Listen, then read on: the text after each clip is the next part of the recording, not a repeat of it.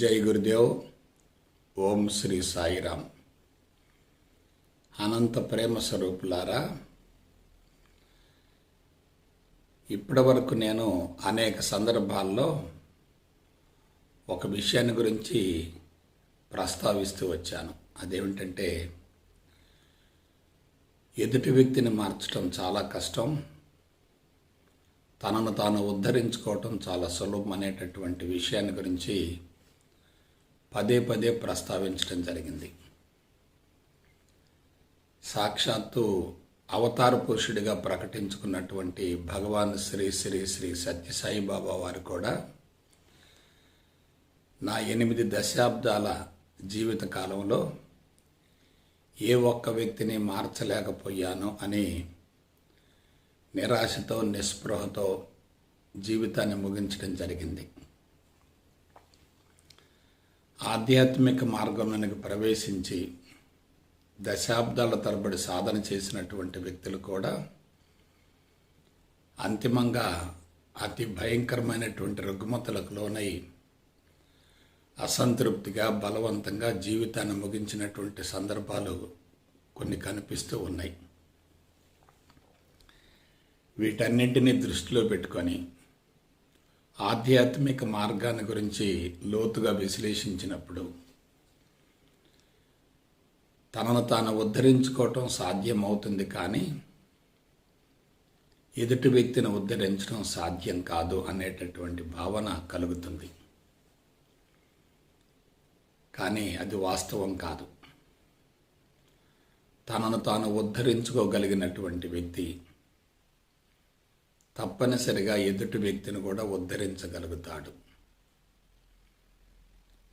ఎందుకంటే తనలో మార్పు వచ్చిందంటే ఆ మార్పు యొక్క అనుభవాన్ని దృష్టిలో ఉంచుకొని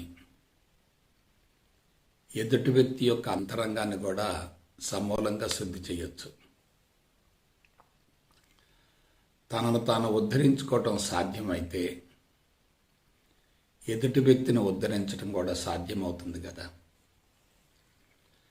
ప్రస్తుతం ఏం జరుగుతుందంటే, తనను తాను ఉద్ధరించుకోవటం చేతగాక, సాధ్యం కాక అందరూ కూడా సమాజాన్ని, అందరి వ్యక్తులను మార్చాలనే ప్రయత్నం చేస్తున్నారు. ఇక్కడ కీలకమైనటువంటి అంశం ఏంటంటే, తాను స్వయంగా అనుభవాన్ని పొందకుండా ఎదుటి వ్యక్తిని మార్చడం సాధ్యం కాదు కదా. తనను తాను ఉద్ధరించుకోగలిగితే ఎదుటి వ్యక్తిని ఉద్ధరించడం కూడా సాధ్యమవుతుంది కదా. మనం కొన్ని సందర్భాల్లో ప్రస్తావించుకుంటూ వచ్చాం. అదేమిటంటే, nothing is impossible for the human mind.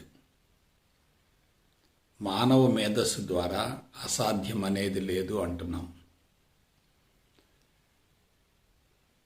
ఎప్పుడైతే తనను తాను ఉద్ధరించుకోగలుగుతాడో ఆ విధానంతో ఎదుటి వ్యక్తిని కూడా ఉద్ధరించే అవకాశం ఉంటుంది కదా.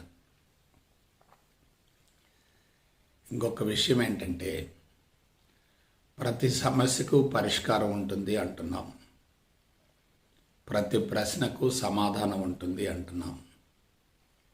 అది 100% వాస్తవమే.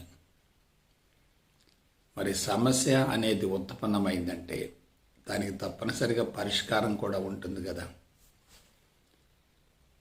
కాబట్టి సమస్య పరిష్కారం రెండు వేరు కాదు.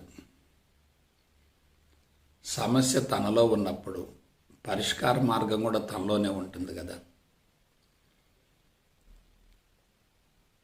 సమస్యను ముందు గుర్తించాలి, పరిష్కార మార్గం కోసం అన్వేషించాలి. సమస్యకు మూల కారణం మన అంతరంగమే తప్ప బాహ్య ప్రపంచం కానే కాదు. మన అంతరంగంలోనే సమస్య ఉత్పన్నమవుతున్నప్పుడు పరిష్కార మార్గం కూడా అక్కడే ఉంటుంది కదా. కాబట్టి ఇప్పటి వరకు అనేక సందర్భాల్లో నేను ప్రస్తావించినటువంటి కొన్ని అంశాలకు విరుగుడుగా పరిష్కార మార్గంగా ఈరోజు మీకు ఒక విషయం తెలియజేస్తున్నాను. తనను తాను ఉద్ధరించుకున్న వ్యక్తి తప్పనిసరిగా ప్రపంచాన్ని ఉద్ధరించగలుగుతాడు. తన అంతరంగాన్ని ఎలా శుద్ధి చేసుకోవాలో తెలిసినటువంటి వ్యక్తి ఎదుటి వ్యక్తి యొక్క అంతరంగాన్ని కూడా శుద్ధి చేయగలుగుతాడు. ఇది చాలా కీలకమైనటువంటి విషయం. ప్రపంచాన్ని మార్చటం అనేది మన మార్పుతోనే మొదలవ్వాలి. మనం మారకుండా ప్రపంచాన్ని మార్చలేము. ఇవాళ అందరూ చేస్తున్నటువంటి పొరపాటు ఏమిటంటే, తన అంతరంగ మార్పును గురించి ఆలోచించకుండా, తన అంతరంగ శుద్ధిని గురించి ఆలోచించకుండా ప్రపంచాన్ని శుద్ధి చేయాలనుకుంటున్నారు, ప్రపంచాన్ని మార్చాలనుకుంటున్నారు. అది ఎలా సాధ్యమవుతుంది? శాస్త్రీయ పందాలో హేతుబద్ధంగా ఒక విషయాన్ని గురించి లోతుగా విశ్లేషించగలిగితే స్పష్టత ఏర్పడుతుంది. సిద్ధాంతపరంగా స్పష్టత ఏర్పడ్డ తర్వాత దానిని జీవితానికి అన్వయించుకోవటం చాలా సులభం. సిద్ధాంతపరంగా స్పష్టత లేకపోతే, కన్ఫ్యూజన్ ఉంటే అనుభవం రాదు. అనుభవించకుండా అవతల వ్యక్తిని మార్చడం సాధ్యం కాదు. అనుభవించేది ఏదైనా సత్యం అవుతుంది. ఊహించేది ఏదైనా సత్యానికి విరుద్ధం అవుతుంది. ప్రపంచంలో సమస్యలు అనేవి తలెత్తుతూనే ఉన్నాయి. కానీ అన్ని సమస్యలకి ఏదో ఒక రూపంలో పరిష్కారం లభిస్తూనే ఉంది. కానీ మానవ జాతిని మార్చేటటువంటి ఈ విధానాన్ని గురించి ఇంతవరకు ఎవరు కూడా బహిర్గతం చేయలేదు. మనిషిని మార్చాలి అనేటటువంటి భావన ఎప్పుడైతే బలీయంగా ఉంటుందో, ఆ వ్యక్తి తన అంతరంగాన్ని మార్చుకోవాలి, అంతరంగాన్ని శుద్ధి చేసుకోవాలి అనేటటువంటి విషయం మీద దృష్టిని కేంద్రీకరించలేడు. అక్కడ మనుషులు దెబ్బతింటున్నారు. కాబట్టి ఆధ్యాత్మిక చరిత్రలో ఇంతవరకు ఎవ్వరూ చేయనటువంటి, రుజువు చేయలేనటువంటి ఉన్నతమైనటువంటి మార్గాన్ని చూపించలేనటువంటి పరిస్థితులు ఉన్నప్పటికీ అవసరం వచ్చింది కాబట్టి ఒక నూతన పంధాను మనం తప్పనిసరిగా కనిపెట్టాలి, దాన్ని అనుసరించాలి, అనుభవంలోకి పొందాలి. అనుభవంలోకి పొందిన తర్వాత దాన్ని ప్రపంచానికి అందించే ప్రయత్నం చేయాలి. నేను అతి సాధారణమైనటువంటి పేద కుటుంబంలో జన్మించాను. అతి భయంకరమైనటువంటి రుగ్మతలతో జీవితాన్ని ప్రారంభించాను. దీని గురించి అనేక సందర్భాల్లో మీకు తెలియజేశాను. స్వయం కృషితోటి ఆధ్యాత్మిక మార్గాన్ని గురించి, జీవితాన్ని గురించి, సమాజం, ప్రపంచం, ప్రకృతి, విశ్వాలను గురించి లోతుగా అధ్యయనం చేసిన తర్వాత నా శారీరక మట్టంలో విప్లవాత్మక మార్పులు సంభవిస్తూ వస్తున్నాయి. నాలో మార్పులు వస్తున్నాయి కాబట్టి ఆ మార్పులు రావటానికి మూల కారణం ఏమిటి, ఎటువంటి విధానాన్ని అనుసరించాను అనే దాని గురించి నేను విశ్లేషించుకొని ప్రపంచానికి తెలియజేయగలిగితే, ప్రపంచంలో కొందరు వ్యక్తులలోనైనా మార్పు సంభవించే అవకాశం తప్పనిసరిగా ఉంటుంది. అందులో ఎటువంటి సందేహం లేదు. కాబట్టి మార్పు అనేది ముందు మనతో మొదలు పెట్టాలి, తర్వాత సమాజానికి విస్తరించాలి. నేను అందించినటువంటి విధానాలు చాలా కీలకమైనవి. అదేమిటంటే, ఫలవంతమైన సంతానాన్ని ప్రకృతికి కానుకగా అందించడమే మానవ జీవిత సంకల్పం, మానవ జీవిత పరమార్థం. ఫలవంతమైన సంతానాన్ని ప్రకృతికి కానుకగా అందించాలంటే భార్యాభర్తలు ఇద్దరు కూడా అందంగా ఉండాలి, ఆరోగ్యవంతంగా ఉండాలి, సంస్కారవంతంగా ఉండాలి, నైతిక విలువలు ఉండాలి, గొప్ప వ్యక్తి లక్షణాలు ఉండాలి, శరీరం దృఢంగా ఉండాలి, పటిష్టంగా ఉండాలి, శక్తివంతంగా ఉండాలి, తేజోవంతంగా ఉండాలి, కాంతివంతంగా ఉండాలి. అసలు ఆధ్యాత్మిక మార్గం వెలుగులోకి రావటానికి మూల కారణం కూడా భౌతిక ఆరోగ్యమే. మనిషి కుటుంబ వ్యవస్థ ఏర్పడిన తర్వాత స్వేచ్ఛను కోల్పోయి మోహబంధాలలో ఇరుక్కొని సంకుచితంగా స్వార్థంగా ఆలోచిస్తూ శారీరక సుఖానికి అలవాటు పడి ప్రకృతికి విరుద్ధమైనటువంటి జీవన విధానాన్ని అనుసరించడం వల్లనే అరిషడ్ వర్గాలు ప్రకోపించి మనసులు కలుషితమై తత్ఫలితంగా శరీరం రుగ్మతలకు లోనవుతూ వచ్చింది. కాబట్టి శారీరక రుగ్మతలకు మూల కారణం మనసే. మనం మనసును ప్రక్షాళన చేయాలి తప్ప శరీరానికి ఎటువంటి చికిత్సను అందించినా అది తాత్కాలికం, పాక్షికం అవుతాయి. మనసును పూర్తిగా కరిగించగలిగితే శరీరం కూడా కరిగిపోతుంది. అంటే మన సాధన ఎక్కడి నుండి ప్రారంభించాలి? శరీరం నుండే ప్రారంభించాలి. ఎప్పుడైతే మూల నిర్మాణం మారుతుందో శరీరం సమూలంగా కరిగిపోతుంది. అటువంటి మూల నిర్మాణాన్ని మార్చాలంటే మనం శాస్త్రయుక్తమైనటువంటి విధానాలను అనుసరించాలి. ఇప్పటి వరకు ఆధ్యాత్మిక చరిత్రలో ఎవరు కూడా భౌతికవాదాన్ని, లౌక్యాన్ని, శాస్త్రాన్ని, మనస్తత్వాన్ని, తత్వాన్ని, దివ్యత్వాన్ని, ఆధ్యాత్మికతకు మేళవించి సమగ్రంగా, సంపూర్ణంగా, పరిపూర్ణంగా అందించలేదు.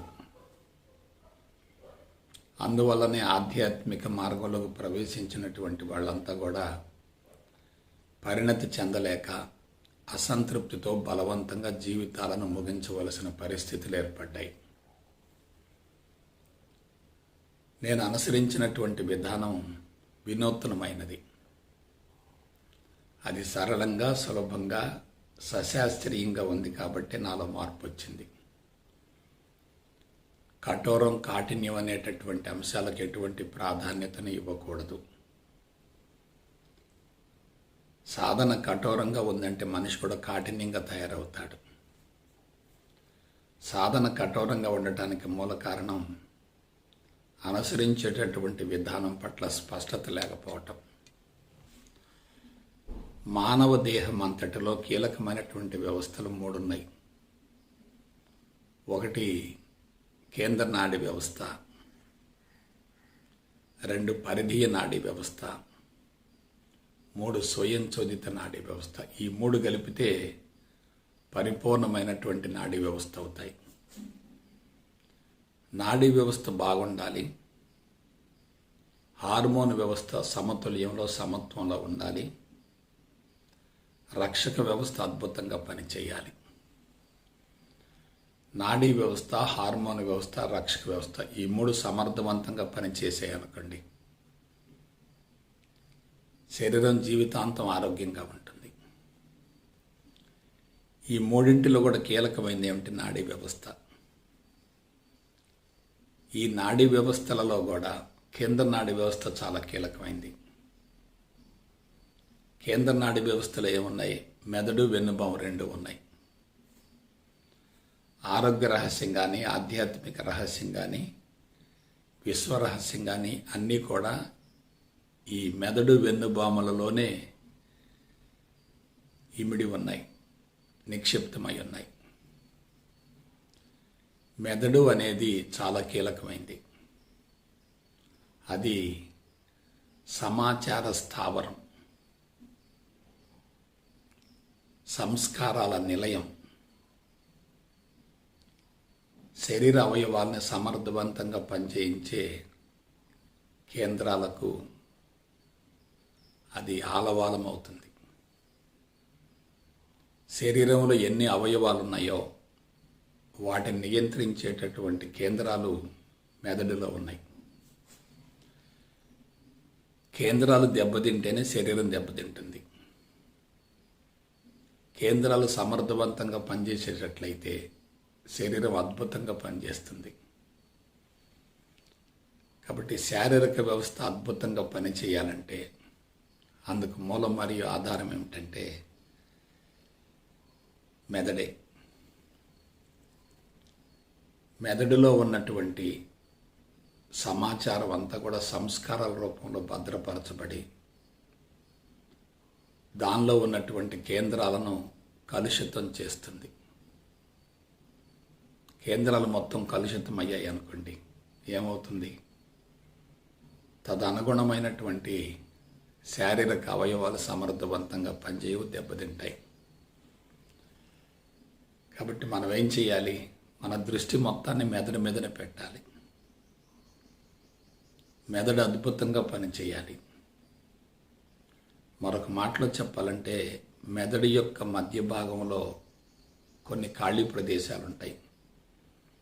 ఆ ఖాళీ ప్రదేశాలలో మస్తిష్క ద్రవం అనేటటువంటి స్వచ్ఛమైనటువంటి పదార్థం ఉంటుంది. ఆ పదార్థం చైతన్యవంతమైతే మెదడు కరిగిపోతుంది.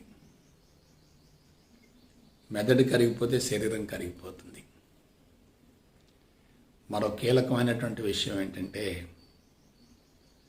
మానవ జీవితం కారణ శరీరంతో మొదలవుతుంది.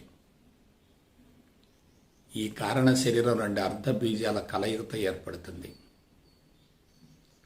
ఒక అర్ధబీజం పురుషుడి నుండి వస్తుంది, మరొక అర్ధబీజం స్త్రీ నుండి వస్తుంది. 2 కలిసిపోయి పరిపూర్ణ బీజంగా ఏర్పడుతుంది. దాన్నే సంయుక్త బీజం అంటారు. ఈ పరిపూర్ణ బీజంలో కీలకమైనది ఏమిటంటే కేంద్రకం, న్యూక్లియస్.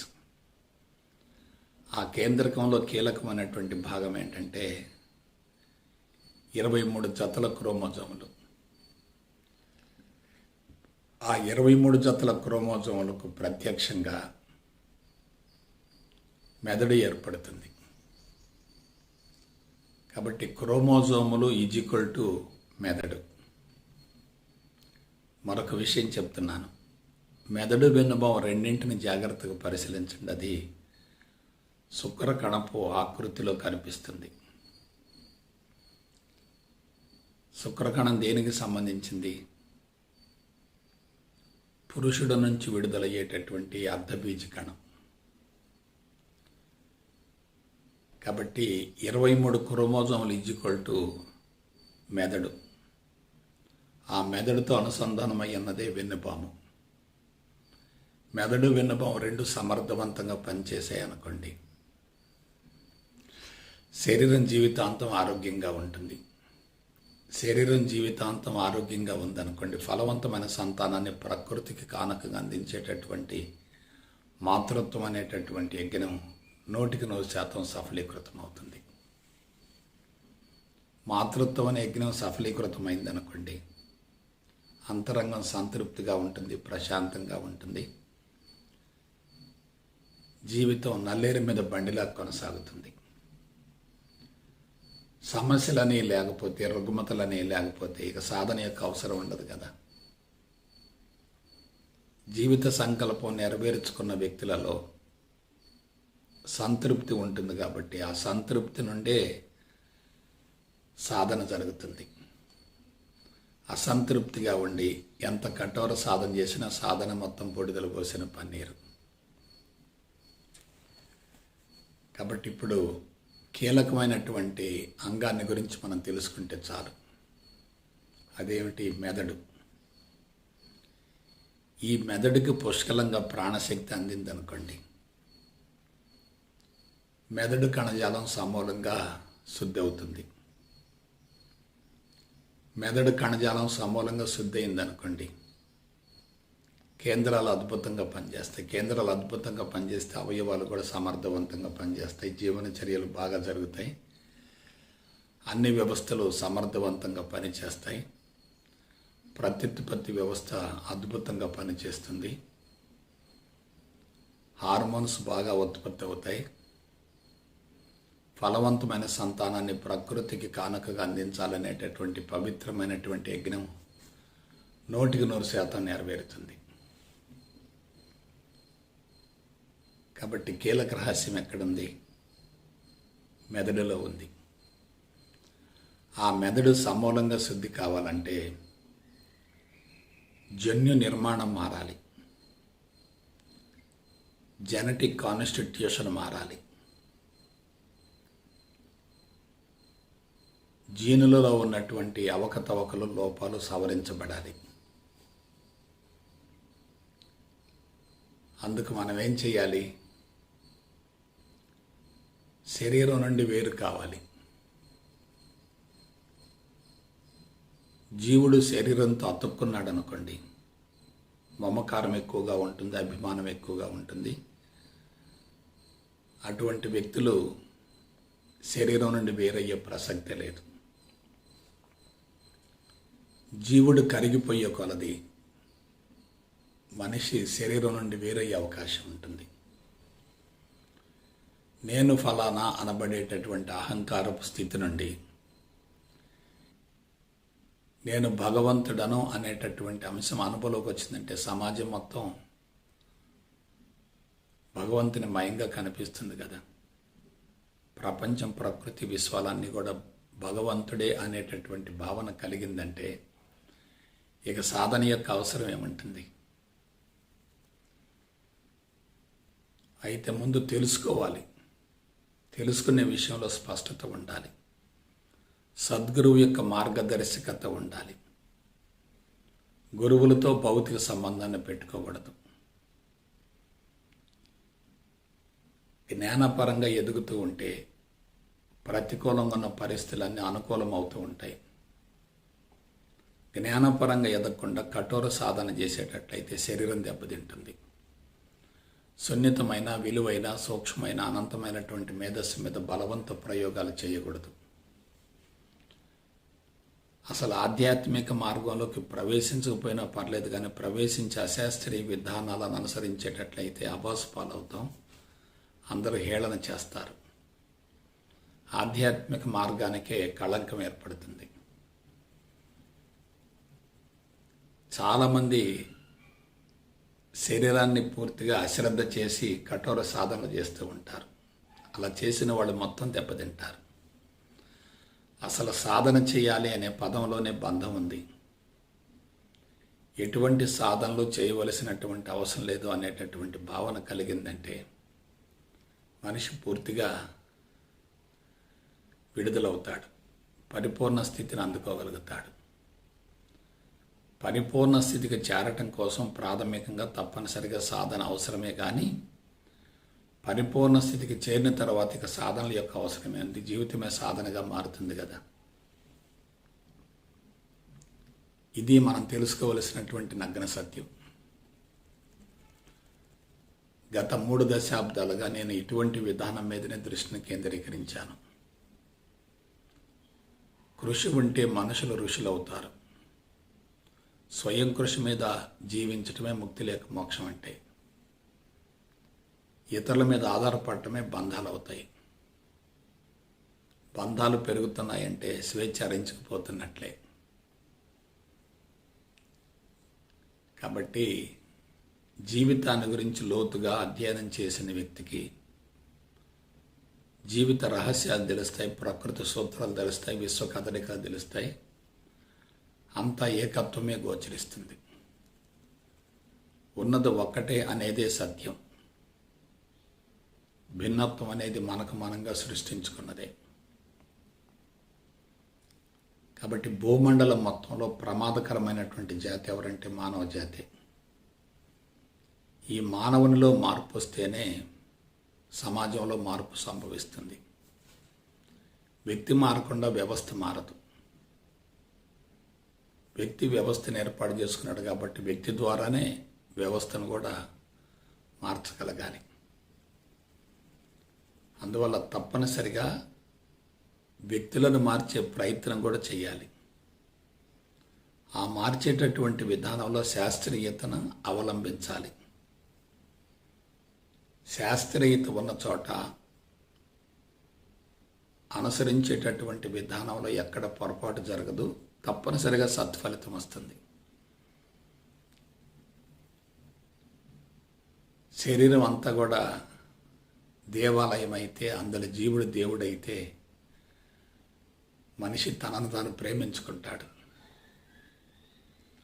తనను తాను ప్రేమించుకున్న వ్యక్తి సమాజాన్ని ప్రేమించగలుగుతాడు. తనలో లోపాలు ఉండేటట్టయితే తనను తాను ప్రేమించుకోలేడు, సమాజాన్ని కూడా ప్రేమించేటటువంటి అర్హతను కోల్పోతాడు. ప్రేమ అనేది తన నుండి సమాజానికి విస్తరించాలి. సమాజం మనలను ప్రేమించడం పెద్ద విశేషం కాదు, మనం సమాజాన్ని ప్రేమించగలగాలి. ప్రేమించగలగాలంటే బాధ్యతను స్వీకరించాలి. ఆ బాధ్యతలను సక్రమంగా నెరవేర్చాలంటే మనలో అనుభవసారం ఉండాలి. అనుభవాన్ని మించిన ఆస్తి ఏముంటుంది? అనుభవాన్ని అందిస్తున్నప్పుడు అవతల వ్యక్తులు తప్పనిసరిగా స్పందిస్తారు. కేవలం సిద్ధాంతాన్ని బోధిస్తూ ఉంటే అవతల వ్యక్తులు స్పందించరు. ప్రస్తుతం ప్రపంచవ్యాప్తంగా ఆధ్యాత్మిక విధానం అంతా కూడా అశాస్త్రీయంగా ఉండి ప్రపంచానికి ఒక రకంగా తలనొప్పిగా మారింది, ప్రమాదకరంగా మారింది. ఆధ్యాత్మికత ద్వారానే మనుషులు బలహీనపడుతున్నారు. సాధన చేయటం కానే కాదు, సాధన చేయవలసిన అవసరం లేదని తెలుసుకోగలిగితే చాలు. సాధించవలసింది లేదు, సరిచేయవలసింది లేదు, మార్చవలసింది లేదు, తెలుసుకోవలసింది లేదు, చేయవలసింది లేదు అనేటటువంటి భావన ఎప్పుడైతే ఉంటుందో మనిషి ఎలా ఉంటాడో ఒకసారి ఊహించుకోండి. సంపూర్ణ స్వేచ్ఛలో ఉంటాడు. అదే ముక్తి లేక మోక్షం అంటే. అది కఠోర సాధనల వలన లభించేది కానే కాదు. జీవితాన్నే సాధనగా మార్చుకోగలగాలి. కాబట్టి సాధన చేయటం కాదు, సాధన చేయవలసినటువంటి అవసరం లేదు అనేటటువంటి విషయాన్ని శాస్త్రయుక్తంగా అవగాహన గావించుకోగలిగితే చాలు. అందువల్ల ప్రపంచవ్యాప్తంగా సమస్యలు తీవ్రతరం అవుతున్నాయి. కాబట్టి ప్రకృతి పరిష్కారం కోసం కొంతమంది వ్యక్తుల్ని ఎంపిక చేసుకుంటుంది. వాళ్ళ ద్వారా లోక కళ్యాణం కోసం, ఆదర్శ ప్రపంచ నిర్మాణం కోసం ఒక బలమైన దృక్పథంతో ముందుకు సాగే విధంగా వాళ్ళని ఉపకరణాలుగా, ఆయుధాలుగా ఉపయోగించుకుంటుంది. పూర్వజన్మ సుకృతం వల్ల మనిషి ఆధ్యాత్మికంగా పరిణతి చెందవచ్చును, కానీ దాన్ని ప్రపంచానికి బాధ్యతాయుతంగా తెలియజేసే విధంగా ఉండాలి. అనుభవం ఎంత ముఖ్యమో పాండిత్యం కూడా అంతే ముఖ్యం. అనుభవం ఉన్నప్పటికీ దాన్ని వ్యక్తీకరించలేకపోతే అది అసంపూర్ణమవుతుంది. అనుభవం లేకుండా వ్యక్తీకరించడం ఆత్మవంచన అవుతుంది, అంతరాత్మకు విరుద్ధం అవుతుంది. కాబట్టి రెండు సమాన మోతాదులో ఉండాలి, సమాన స్థాయిలో ఉండాలి. కాబట్టి ఆ దిశగా మన ప్రణాళిక ఉండాలి. సో ఇప్పటి వరకు నేను ప్రపంచాన్ని మార్చడం అసాధ్యం అనే పదాలు చాలాసార్లు వాడాను. అందుకు మూల కారణం ఏంటంటే అనంతమైనటువంటి ప్రపంచాన్ని పరిమితమైనటువంటి జీవితంతో మార్చడం సాధ్యం కాదనేటటువంటి భావంతో దాని గురించి అక్కడక్కడ ప్రస్తావించడం జరిగింది.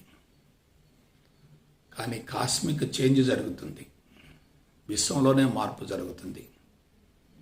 ప్రకృతే ఆ మార్పుకు శ్రీకారం చుడుతుంది.